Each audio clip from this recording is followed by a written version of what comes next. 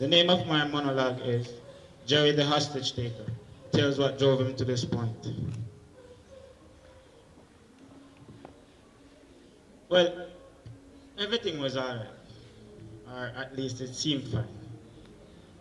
You know, we had bills like everybody else.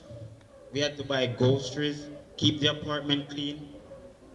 We were saving to buy a house, but we both worked, so we were doing alright. It was an ordinary life. You know, we like the same things. We like going to movies, bowling once a week, hanging out with our friends and family.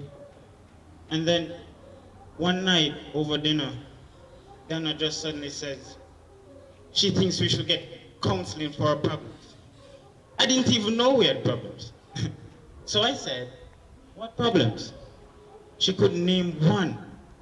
But then she said she was worried that we might have an unhealthy marriage.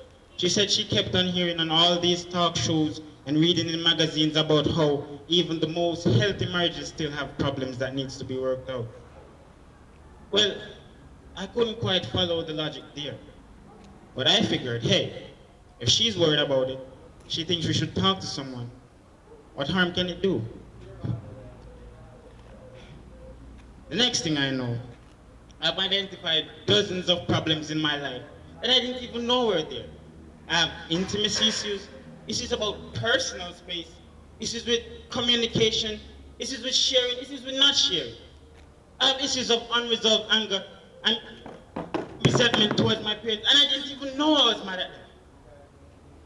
Suddenly, I've been going to counseling once a week with Donna, and 3 times a week on my own. It's like, the more I try to solve my problems, the more problems I seem to have. I can't sleep because I'm worrying about all my problems. My work starts to slide because I'm not getting any sleep.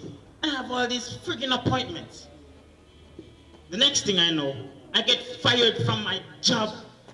I work for my dad. It's a family business. And suddenly, no one in my family is even talking to me anymore. Then, the bomb drops. Dana leaves me for our counselor. And as if that isn't bad enough, he says he can't see me anymore because apparently now there is a conflict of interest. So then, he refers me to another doctor, Dr. Rogers, who immediately goes on sabbatical. I never even get to see him. So then I get bumped to the waiting list of Dr. Enbridge, the guy who is filling in for him. And you know what he does when I finally get an appointment? He reschedules on me 5 times. 2 of those times, he didn't get around and reschedule me until after I've been sitting here for an hour and a half. That is why I decided that today, no matter what, he was going to have to make time for me.